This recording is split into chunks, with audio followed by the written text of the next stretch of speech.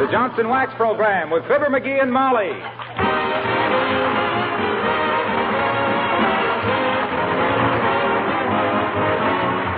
The makers of Johnson's Wax and Johnson's Self-Polishing Glow Coat present Fibber McGee and Molly, written by Don Quinn, with songs by the King's Band and music by Billy Mills Orchestra. The show opens with New Sun in the Sky.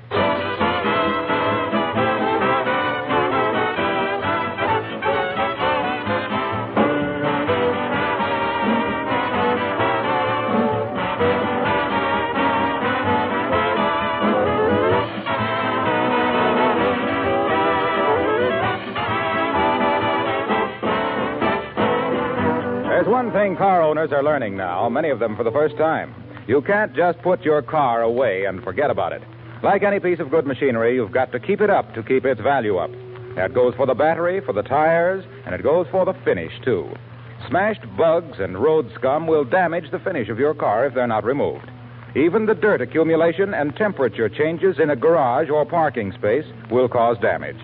So even if you're not driving your car very much these days, you'll still lengthen the life of the finish and keep it new-looking if you clean and polish it with Johnson's Car New. I can tell you that's an easy job, because Car New both cleans and polishes in one application, 2 jobs at once in quick time.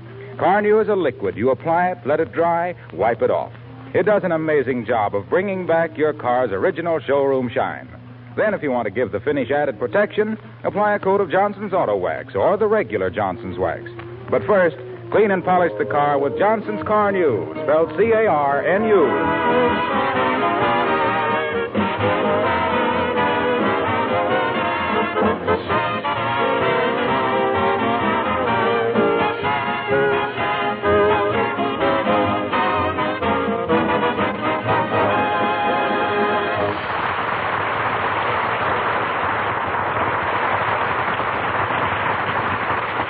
Every man has his favorite dish.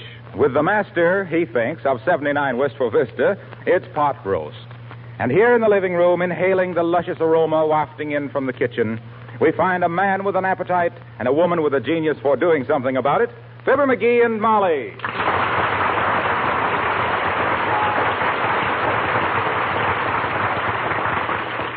Baby, does that smell good? How long before we eat, Molly? Now, don't get impatient, dearie. It won't be long now. Yeah, but I'm starved. I'm so hungry I could eat a horse and chase the jockey. For goodness sakes, McGee, you had ham and eggs and 2 pieces of pie for lunch. Well, I've been working. At what? Oh, different stuff.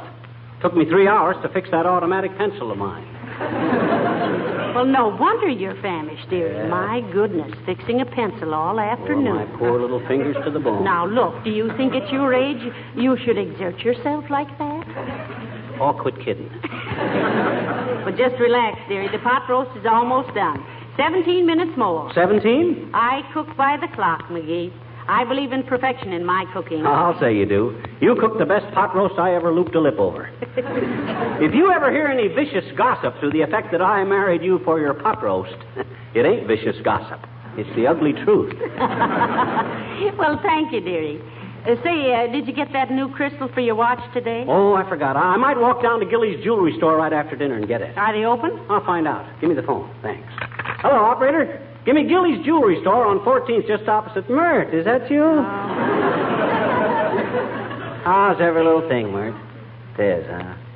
Hey, we're having pot roast for dinner tonight, Mert. Yeah, what are you having? Huh? Oh. Well, watch out for the bones.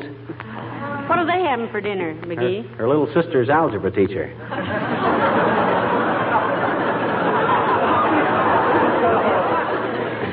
What say, Mert? Yeah, it took a while. Okay, I'll let it go.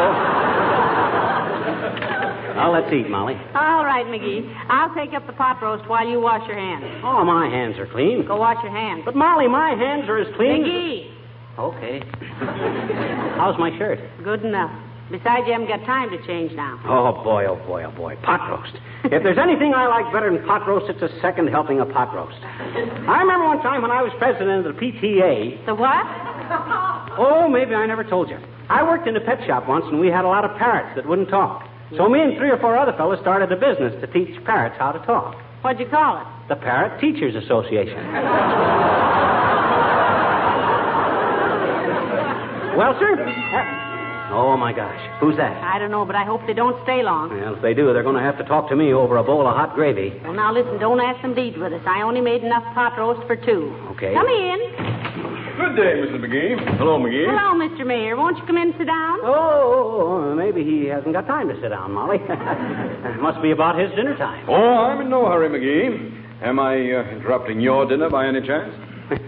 If you are, I hope it is by chance. Because we only got barely enough for... McGee. Enough for McGee. What's on your mind, Latrivia?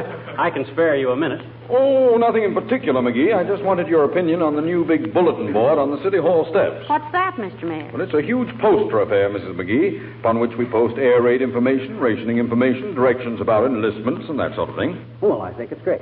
Well, it's nice you dropped in, Latrivia. I'll be seeing you. Now, listen, McGee.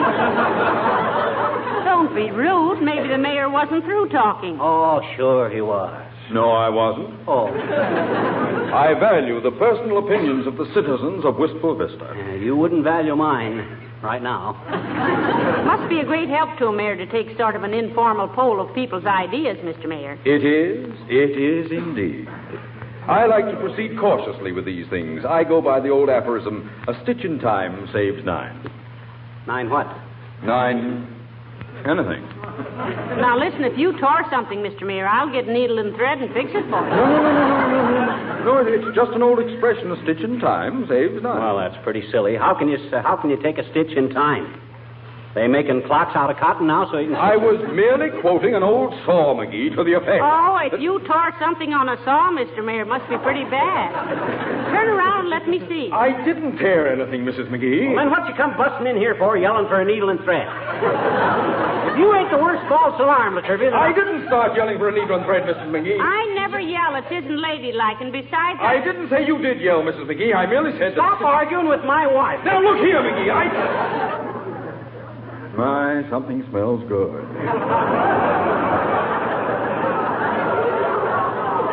What is it? Heavenly days, my pot roast. Excuse me a minute, Mr. Mayor. Oh, certainly.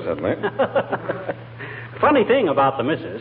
The minute she gets dinner ready, she wants to sit right down and eat. And she loves pot roast. Oh, I don't blame her. So do I. Yeah?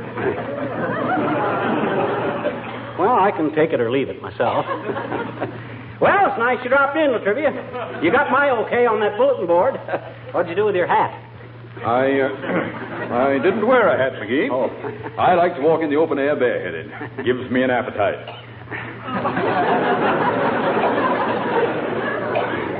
Does, eh? Certainly does. Yeah, bet it does at that. Yes, indeed. Really does. Wouldn't be a bit surprised. Yes, sir. Gives me a great appetite. You know how it is. A bachelor like me eating out all the time. Has to work up an appetite. Well, that's the best way to do it. All right. Brisk walk in the open air. Particularly at about this time of day. Well, I'm sorry you're in such a hurry, Latrivia, because... McGee, why don't you ask the mayor to sit down? My goodness, anybody think you were rushing him out? Anybody but him would. Thank you, Mrs. McGee. I will sit down for just a moment. Oh. What's the matter, dearie? Oh, nothing. Well, what do you know, Latrivia? Oh, nothing new, McGee. Say, I hope you're not having guests for dinner. I wouldn't want to intrude, you know. No, Mr. Mayor. There's just McGee and me. And we usually eat in the kitchen when we're alone. Oh, that's wonderful, Mrs. McGee. That's the way I like it, too. When I drop in on people unexpectedly and they suggest we have a pick-up meal in the kitchen, I'm just delighted. Oh, I don't know. It's pretty uncomfortable. Water's always dripping in the sink or percolator bubbles so you can't hear yourself think or something. I like to put on a little dog when I eat. Oh, now, McGee. McGee, what are you doing? Just tightening my belt a little is all. Oh, losing weight, McGee? I think I have, recently. Last few hours or so. Well, don't rush away, Latrivia. Just because we were going to grab a bite to eat don't mean... Not a bit, McGee, not a bit. No, you go right ahead with what you were doing. Forget I'm here. Now, we wouldn't think of it. Have you seen tonight's paper, Mr. Mayor? No, and I always do the crossword puzzle, too. Yes, here it is. Have you got a pencil, McGee? Yeah, here. And be careful with it. I spent all afternoon fixing it. Take it with you, Latrivia. Take the paper, too. Excuse me a minute, Mr. Mayor. McGee, may I speak to you a minute? Huh? Sure. Excuse me, Latrivia. Of course. Oh, wait a minute. Yes? What's an 8-letter word meaning a popular dinner dish? Let me see. 8 letters. What does it begin with? P-O space R. I know, pot roast. That's it. Oh.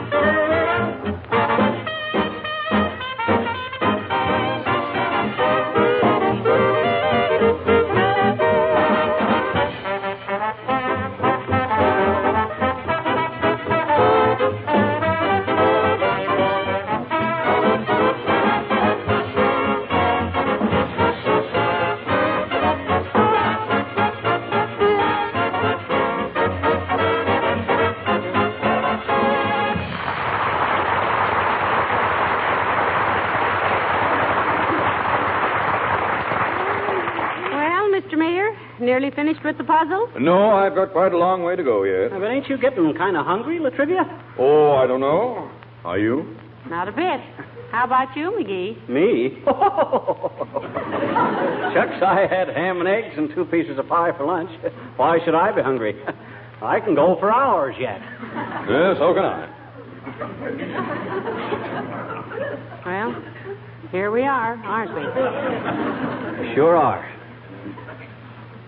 What's a 9-letter word meaning appetizing? Vertical or horizontal? Well, what difference does it make? Well, it might make a lot. Asparagus is horizontal, and artichokes are vertical, and they're both delicious. Thank you very much. Now, let me see. 32 vertical. Oh, now, come in. Oh, hello there, Mr. Oldtimer. Hi there, daughter. Hello, Johnny. You know Mayor Latrivia, Oldtimer.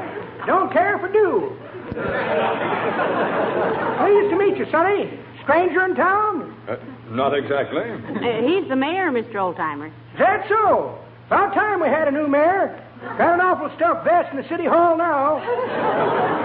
Name's Latrivia. I am Latrivia. Any relation? Look, Oldtimer, this is that Latrivia. He's our mayor. Congratulations, Sonny.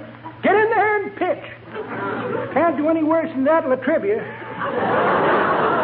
Please, Mr. Oldtimer, this gentleman is Mr. Latrivia. Can't be, daughter. Latrivia ain't a gentleman. Hey, Sonny, you look like a fellow I went to school with. You don't say. I was Princeton 27, and you? Lockheed 42. Welding school. Where are you working? We just told you he's the mayor. Glad to hear it. Whatever become of Latrivia? Nothing. I'm still here. Don't change the subject, young fella. I was talking about Latrivia. But he is Mr. Latrivia. Same name as the mayor, huh? Doggone it, he is the mayor. Is that so? Small world, ain't it? Hey, kid, sign this petition for me, will you? Certainly. Let me take that pencil, Mr. Mayor. Thank you. Right at the bottom there, daughter. That's it. You too, Johnny. Okay. Right below. Yeah, I see. Oh, and you, Sonny. What was the name? Latrivia. Name's familiar. We met before someplace? You just met him here 2 minutes ago. I did? Time sure drags, don't it? You don't know the half of it. It's been so long since I ate, I think all my swallows have gone back to Capistrano. That's pretty good, Johnny. That ain't the way I heard it. Way I heard it. Hey, did you sign this petition, Sonny? Yes, I did. Much obliged. Way I heard it. One feller says to t'other feller, see? They say it's going to be kind of hard to get gas after July 15th. That's great, says t'other feller. My radishes ought to be up by then.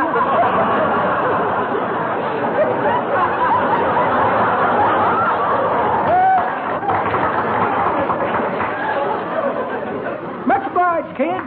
I'll see you later. Goodbye, Mr. Oldtimer. Just a minute, sir. That petition we just signed, I didn't read it very carefully. Oh, we're going to impeach the mayor, Johnny.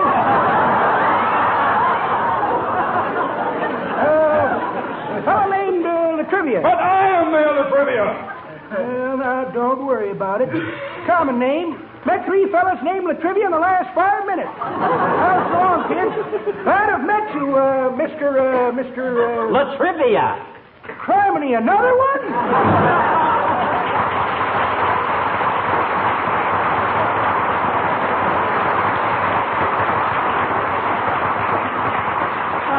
Some silly conversations in my day, but that one wins the Petty Boy and Inner Tube. Don't you think you better trot down to City Hall and do something about that petition, Latrivia? Certainly not. I'm a great deal more worried about you two good people. I'm afraid I'm keeping you from your dinner. What on earth gave you that idea? Yeah, just because we got the table all set and you smell a pot roast cooking on the stove, and I'm beginning to feel faint, and Molly keeps looking at the clock. You needn't jump to conclusions. No. The longer a pot roast cooks, the better it is, I always say. It certainly smells delicious. Very fond of pot roast myself, particularly when it's cooked at home. I think the sight of a well-browned pot roast with that delicately flavored gravy oozing out of it is one of the finest... McGee, don't you feel well? Here, dearie. Sit down a minute. I'll be all right. Don't mind me. Do you think it's something you ate? Whatever it is, it must be very painful. The poor lad's got tears in his eyes. Use your handkerchief, darling. I haven't got one on me. What's that up your sleeve there? That's my napkin, Snoopy. Hello, folks. What's cooking? Pot roast, and hasn't it been a lovely day? Hello, Mr. Wilcox. Hello, Mr. Mayor. I'm sorry if I'm breaking in on a dinner party. Or is it a dinner party? Oh, on second thought, it's so late, you must have all had dinner. That's 2 thoughts you've had today, Mastermind. So don't push your luck. Hey, what are you so bad-tempered about, Fibber? Well, he doesn't feel well, Mr. Wilcox. He feels kind of irritated. What about, Fibber? What's your beef? Pot roast. Or have I mentioned that? I think McGee will be all right if we can only get him to eat something, Mr. Wilcox. Maybe some crackers and milk, eh? Or some tea and toast. McGee, stop trembling. No, I ain't trembling. I'm just quivering with happiness with everybody taking so much interest in me. What do you want, anyway, Wilcox? Now, McGee, that's no way to talk to Mr. Wilcox. After all, he represents the sponsor. And if it wasn't for the sponsor, you wouldn't be eating. What am I saying? You'll have to make allowances for him today, Mr. Wilcox. Sure. Everybody feels like that on occasion. I met a fellow today who was snapping everybody's head off. He must have been even hungrier than I am. What did you say, McGee? He's just talking to himself. What was the matter with your irritable friend, Mr. Wilcox? Well, it's a funny thing. He was subconsciously annoyed by the dull and dingy looks of his car. I showed him how easy it was to bring back that showroom shine with some Johnson's Car New. How it cleans and polishes in one easy operation in practically no time at all.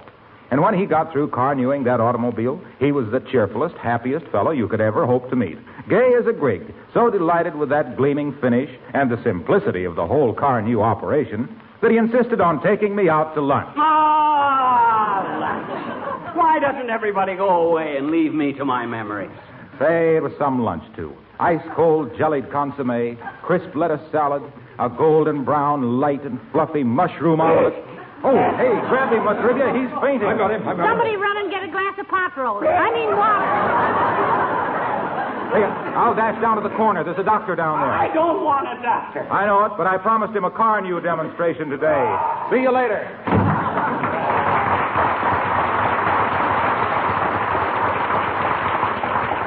What's the matter with you, McGee? Every time anybody mentions food, you turn pale. I think he's a little faint from loss of hunger, Mr. Mayor. Oh, I'm all right. I think maybe I better run up and go to bed. Can you sleep on an empty stomach? He sleeps on his side. I can go to sleep, all right. All I got to do is just start counting politicians jumping over a pot roast. That always gets... Come in. Mrs. Uppington. How do you do, my dear? And Mr. McGee? Hi, Uppy. Good day, Mrs. Uppington. Nella Trivia, what a delightful surprise. I didn't know the McGees were having a guest for dinner. A lovely evening, isn't it? Won't you sit down, Abigail? Oh, thank you. No, my dear. I just stopped in to see if you and Mr. McGee had any plans for dinner this evening. Yeah, we had plans, all right. Anyway, I did. But as the poet says, there's many a slip twixt the skillet and the gullet. I don't think McGee feels much like eating this evening, Mrs. Uppington. The very mention of food seems to upset him. Yes, the poor lad. I think he has a touch of oral humidity. Good heavens. Oral humidity? What is that? My mouth waters. Why'd you ask, Uppy? Oh, well, I was eating alone tonight, and my cook has prepared a simply delicious buffet, and I had rather hoped you would be able to join me. Oh, informally, of course. Well, thanks, Abigail, but I don't believe we'll be able to. It was nice of you to think of us, Yeah, though. I ain't much for those French dishes anyway, Uppy. I'm strictly a eat in the kitchen and holler for more ketchup guy myself. If I didn't feel that I was deserting McGee when he doesn't feel well, Mrs. Uppington, I'd accept your invitation myself. Well, I'm terribly sorry about it, Miss McGee. Perhaps some other time. Okay, if I live. I think I got a bad case of malnutrition. My tummy is so wrinkled you could grab me by the head and feet and play me like an accordion. Why, I wouldn't think of doing such a thing. But you know, I was so sure that you particularly, Mr. McGee, would enjoy a bit of buffet. Oh, I don't think so, Abigail. He usually shies away from those foreign specialties. As he says, he's just a Yankee Doodle for a bean and a noodle. Well, some other time, perhaps. Goodbye. Goodbye, Abigail.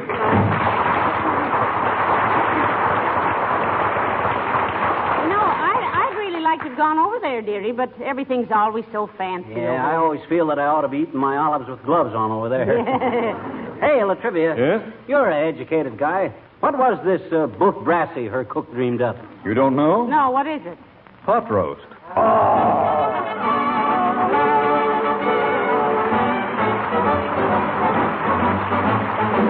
The King's Men sing the Bombardier song. Said the bombardier to the pilot, give us a little ride. The pilot said to the navigator, won't you slide inside? The navigator, he looked around and said to the engineer, your hands are dirty, your pants are dirty, you're dirty behind the ear. Said the bombardier to the gunner, how are we fixed for lead? The pilot said to the radio man, how's the weather ahead?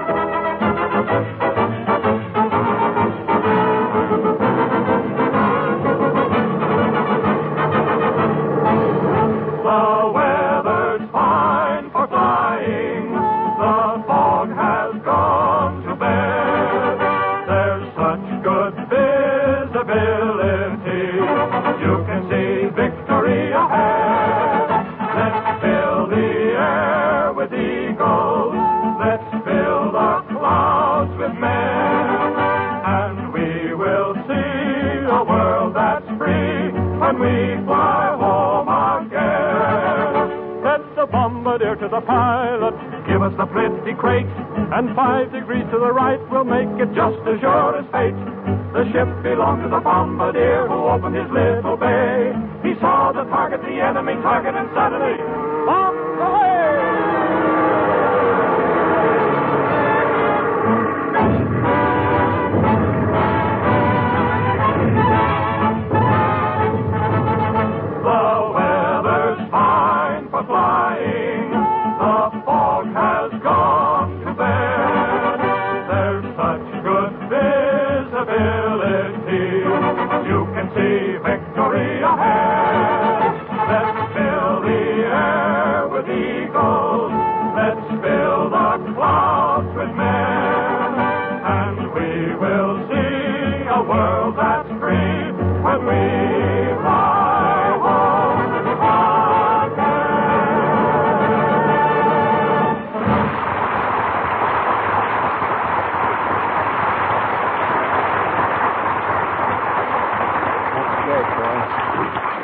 Look, Latrivia, if you'd left when Wilcox did, he might have given you a lift in his car. I wouldn't think of leaving till I'm sure you'll be all right, McGee. Oh, he'll be all right, Mr. Mayor. I think I'll put him right to bed. With no dinner? Oh, phooey on dinner. I think it does people good to skip a meal now and then. Good night's sleep is just as valuable. Not to me. I've got to have my dinner. Oh. But if you're going to bed, I guess I'd better be going to a restaurant someplace. Well, it's nice you dropped in, Mr. Mayor. Yeah, we're sorry we're not going with you, Latrivia. I get awful hungry for a good restaurant-cooked meal now and then. Don't be silly, McGee. I smelled that pot roast. What pot roast? Oh, that pot roast. Well, that's for lunch tomorrow. Well, good night, Mr. Mayor. Good night. Good night, McGee. Good night, Latrivia. Oh, boy. Now for that pot roast. I thought that guy would never go Looks home. like we'd have to start taking our meals behind locked doors, dearie. Well, come on. I got just enough strength left to lift the first mouthful of pot roast.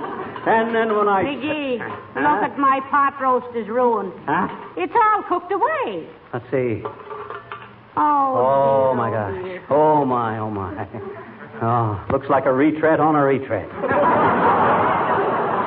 Doggone that Latrivia anyway. He's responsible for this. Next time I meet him, never mind that, McGee. Get your hat. We got to go out and eat now. Huh? Come on. Oh, come on. okay. Well, let's go someplace where they got pot roast. All right. I've been all puckered up for pot roast for 3 days.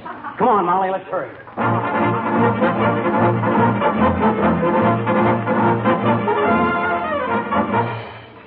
Oh, my. I hope we can get a table right away, McGee. I'm starved. You're starved. Gee whiz, I can even eat spinach. Hey, sis, can we get a table? I think so, sir. I have one right over here. This way, please. Thank you, dearie. You know, I almost felt sorry for Mayor Latrivia, McGee. I wish we'd asked him to eat with us. Not me. The way that wolf moved in on us, I wouldn't split a pea with him. Here you are, sir, and here's the menu. Oh, boy, oh, boy, oh, boy. Let me study this a minute. McGee, will you look? The specialty for today. Where? At the top of the page there. Pot roast. Ah, baby. This is my lucky day. Sure. Hey, sis, bring me a double order of that pot roast. How about you, Molly? No, just a bowl of soup and some green salad. Yes, madam, but I'm afraid I have bad news for you, sir. Huh? The pot roast is all gone. I just served the last portion of it to that gentleman over there. Where? The gentleman with his back toward you at the next table. Oh, well, we can't have everything. Hey, Bud, how's the pot roast? Excellent. In fact... Oh, hello, McGee. Trivia.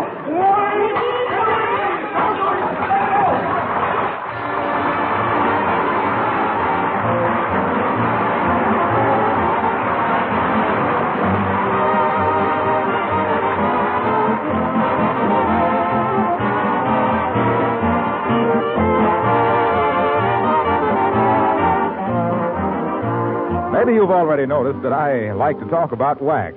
Well, it has so many uses that if I talked about a different one every week, I could go on for several years without repeating myself. But what interests me today is, what is the real purpose of wax? The number one reason for using it on your floors, furniture, and woodwork. That reason is protection. When you apply a coat of genuine Johnson's wax, paste or liquid, to any surface, you are really protecting that surface against dirt and wear, adding to its life. That makes wax a very useful item today when one of our jobs is to conserve and make our things last. Now, of course, protection is not wax's only contribution. It does save you many hours of housework, and it does add rich, mellow beauty to your entire home. But you can count these as extra dividends. You'll get more than your money's worth just from the protection the genuine Johnson's wax, paste or liquid, gives to your floors, furniture, and woodwork.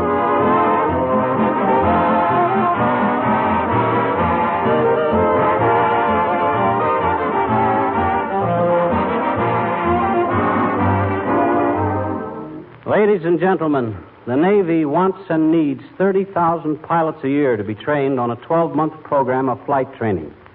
The requirements are simple.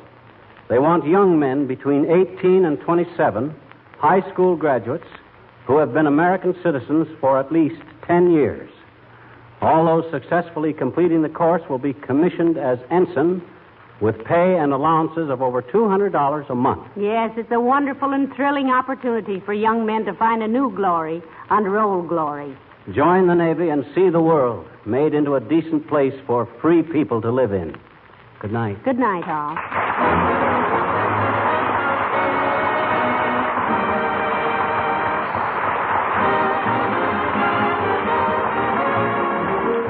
Fibber McGee and Molly programs are shortwaved each week to our armed forces throughout the world. This is Harlow Wilcox, speaking for the makers of Johnson's Wax Finishes for Home and Industry, inviting you to be with us again next Tuesday night. Good night. This program has reached you from Hollywood. This is the National Broadcasting Company.